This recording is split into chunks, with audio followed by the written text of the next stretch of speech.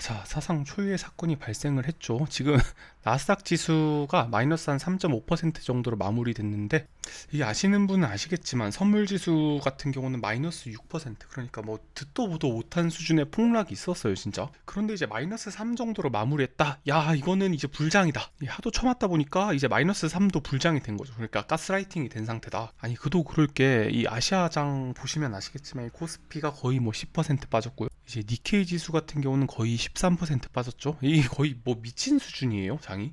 아니나 다를까 일반 개미들은 아주 그냥 패닉을 할 수밖에 없는, 바지에 머리를 싸버리고 싶을 정도로 시장에 공포로 가득 찬 그 정도의 장이 아니었나.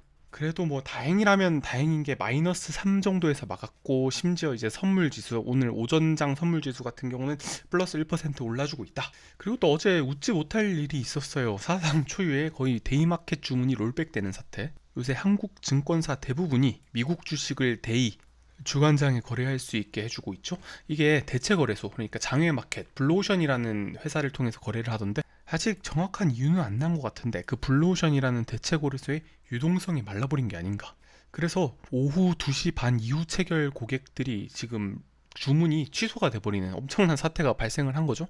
아니, 근데 또 이게 또 기가 막히게 이 시간에 거래를 했으면은 그때 마이너스 5% 선물 지수가 그 정도였을 거니까 아무래도 좀 저가에 주우신 분이 좀 있었을 텐데, 이게 맞나. 또 저가에 주운 분들은 이제 희희낙락하고 있었을 텐데, 역시 이 월가 이 로빈후드에서 매도 버튼 뽑은 거 마냥 개미를 농락시켜버리는 이 행태, 이게 진짜 기울어진 운동장이지 않을까. 물론 뭐 정확한 원인은 나중에 따져봐야겠습니다만, 아니 이렇게 계약 불이행할 거면은 이 장외 거래소도 없애는 게 맞지 않나? 어쨌든 좀 믿기 힘든 일이 일어나고 있는 하루였어요. 자, 그러면 오늘 도대체 왜 반등을 했고 앞으로 어떻게 될 건지 제가 여러 가지 자료들을 크로스 체킹하면서 한번 확인해 보도록 하겠습니다.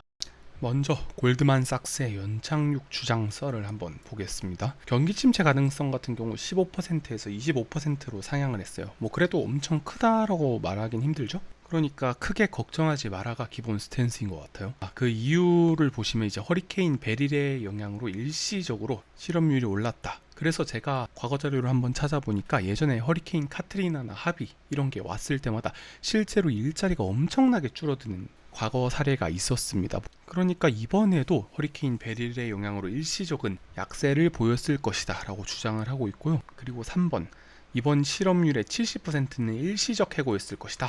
자, 그것도 한번 확인을 해봤습니다. 이제 노동부 자료를 한번 보니까 일시적 해고라고 여기 노란색 막대기 비중이 엄청나게 커진 것을 알 수가 있었어요. 그리고 그뿐만이 아니라 이제 경제활동 참가율 같은 경우로 62.7%로 오히려 올랐습니다. 이게 떨어져야 되는데 오히려 올랐다. 그뿐만이 아니라 침체 직전에는 원래 실직, 그러니까 해고가 엄청나게 올라가야 되는데 전체적으로 봤을 때 그렇게 높지 않다.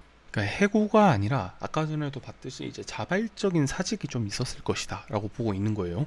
그리고 그뿐만이 아닙니다. 이제 경기 침체라고 하면은 일자리가 줄어들고 실업률이 올라가야 되는데, 여기 보시면 이제 파란색 그래프가 빈 일자리예요. 그런데 보시면 20년간 평균치보다도 더 높은 수준에 있잖아요. 그러니까 아직도 빈 일자리는 많다라고 해석이 되고, 실업률이 약간 높게 뛴 거는 아까 봤던 여러 가지 이유들 때문에 살짝 높게 나왔다, 일시적으로. 그렇게 해석을 할 수가 있다는 거죠. 당연히 이런 말을 덧붙였습니다. 8월에도 만약에 실업률이 더 뛴다면, 예를 들어 뭐 4.4, 4.5가 나왔다, 그러면은 이제 뭐 명백한 경기 침체로 보이긴 하겠는데, 그 전까지는 크게 걱정할 필요는 없다라고 골드만삭스는 주장을 해왔습니다. 그런데 이제 또 다른 증권사는 어떨까? 자, JP모건 같은 경우는 이제 경기 침체 확률을 무려 50%로 진단을 했습니다. 이제 그러면서도 9월 11월 50bp를 인하해야 된다. 저는 이거 보면서 약간 그런 생각이 들더라고요. 이제 대선이 11월이잖아요.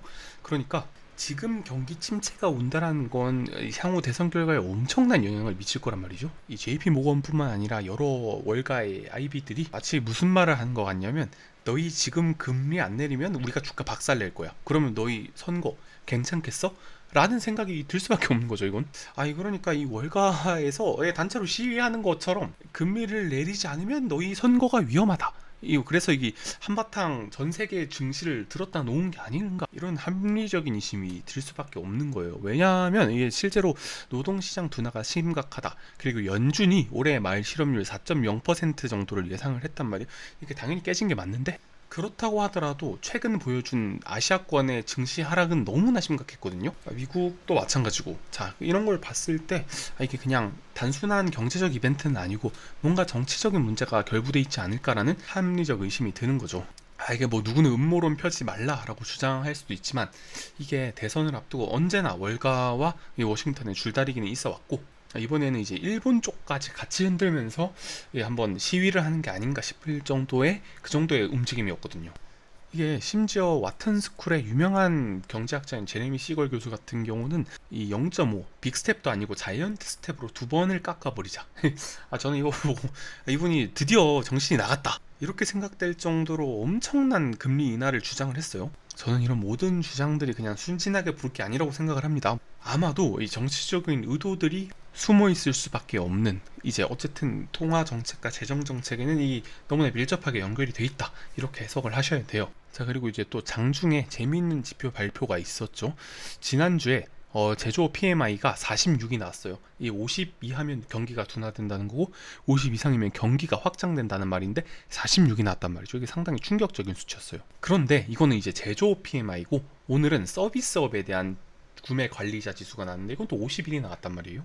야, 그러니까 이제 또 월가에서는 골이 아팠을 겁니다. 나는 짱구 엄청 굴렸을 거예요.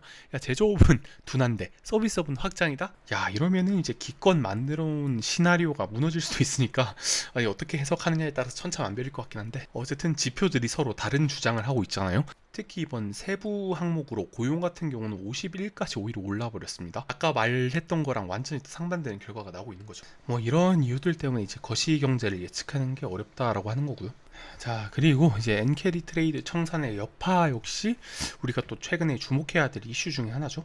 뭐 엔캐리 트레이드는 이제 값싼 엔화 이율이 최근까지 0%였으니까 이걸 빌려서 미국 주식이나 미국 국채 이런 해외 자산에 투자한 행위를 말합니다. 그런데 자, 일본은행에서 최근 간담회 때 무슨 말이 있었냐? 야, 금리 0.25%를 인상할 거야. 야, 너희 뾰족한 발톱 보이지? 엄청나게 호키시 했어요. 그러니까 매파적이었단 말이죠. 한 개도 없다. 어디까지 올릴지도 모르겠다. 라고 말할 정도로 생각보다 매파적인 모습을 보였어요. 근데 그랬더니 니케이 지수가 어떻게 됐다?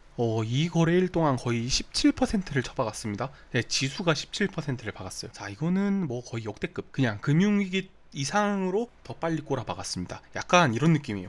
야, 일본은행? 야, 너희 한번 해보려면 해봐라. 금리를 올릴 테면 올려봐라. 이거 약간 시위하는 느낌이긴 해요, 이것도. 그런데 또 코스피는 또 억울한 거죠. 야, 우리는 오른 것도 없는데 왜 이렇게 많이 빠지냐. 니케이는 폭풍 상승이라도 했지. 어쨌든 뭐 다이나믹한 국장입니다. 그리고 제가 이거 만드는 도중 잠깐 장을 봤는데 지금 니케이 지수가 10% 오르고 있습니다. 이게 말이 되나요? 저는 진짜 너무 어이가 없어가지고, 야, 이게 진정한 세력들 놀이터의 개미 털기구나 라는 생각밖에 안 듭니다. 이렇게 흔들어댔는데 안 털린다고? 야, 개미들 너희가 안 털려? 상대가 안 되는 싸움이에요 진짜. 자, 어쨌든 다시 본론으로 돌아와서 엔캐리 트레이드 얘기를 좀 하자면, 이제 엔캐리 트레이드 지수라는 블룸버그에서 집계하는 지표들이 있는데 최근 보시면 이제 상승세가 급격히 꺾였습니다. 이게 다시 정상 범위까지 떨어진다면 대략 이 수천조 원의 자금이 다시 일본으로 돌아온다고 하더라고요. 뭐 아직은 어느 정도 정상화되는 과정 중으로 보입니다만, 확실히 이 유동성이 전부 다 빠져버린다면 글로벌 경기에는 꽤나 큰 영향이 있을 수 있겠다라고 보이죠. 그리고 또 엔비디아 사건이 있었어요. 이제 새로운 AI 칩인 블랙웰이 생산이 지연이 됐다. 설계 결함이 있어서 3개월 늦게 나온다더라 하는 썰이 엄청나게 돌았습니다. 자, 여기에 관해서는 제가 이미 영상을 하나 올렸으니까 그거를 참고해 주시면 될 것 같고, 제가 간략하게 요약을 좀 하자면 여러 은행들의 코멘트를 제가 좀 가져왔습니다. 실태은행 같은 경우는 25년 회계연도 기준으로 매출 한 5% 정도 하향 조정이 될 것이다. 뱅크 오브 아메리카 같은 경우는 엔비디아 대변인이 반박이 맞고 하락시 매수하면 된다라고 말하고 있어요. 자, 모건 스탠리 같은 경우는 이제 리포트를 써서 좀 자세하게 반박을 했던데, 잠깐 읽어드리자면 이제 생산 공정의 개선, 임프로브먼트다, 딜레이가 아니다라고 말을 하고 있어요. 결국 엔비디아 전체 대세에는 크게 지장이 없을 것으로 보이는데, 어쨌든 악재 기사가 또 때맞춰 마침 나오는 바람에 엔비디아가 크게 하락을 했었습니다. 자, 이거 말고도 이제 이란, 이스라엘 전쟁 이슈도 있고, 뭐 사실 망하는 이유 찾으라면 수십 수백 가지도 더 될 수가 있어요. 그런데 제가 이 데이터로 봤을 때는 아직까지 뭐 완전 망한다 이렇게 보기는 상당히 어렵지 않을까. 야, 그러면 이거 매수 기회냐? 라고 물어봤을 때 와, 그거는 또 쉽지 않다. 지금 사실 장단기 금리차도 다시 또 재역전이 일어난 상황이고, 분명히 경기 침체에 대한 리스크가 또 상당히 있기 때문에 실제 경기 침체가 오면 주가는 여기서 훨씬 더 빠져야 되는 게 맞거든요. 자, 아마 며칠 사이에 많은 분들이 계좌가 털리지 않았을까. 뭐 저도 좀 손실을 꽤 크게 입었는데 제 생각은 하루에 포트폴리오가 5% 이상 변동을 했다. 그러면은 본인의 리스크 관리가 안 되고 있다라고 보셔야 됩니다. 이제 뭐 이런 기회들을 잘 배움 삼아서 조금 더 리스크를 분산시키고 안전하게 투자할 수 있도록 복귀를 하셨으면 좋겠고요. 저는 이제 또 다른 소식으로 찾아뵙겠습니다. Out of your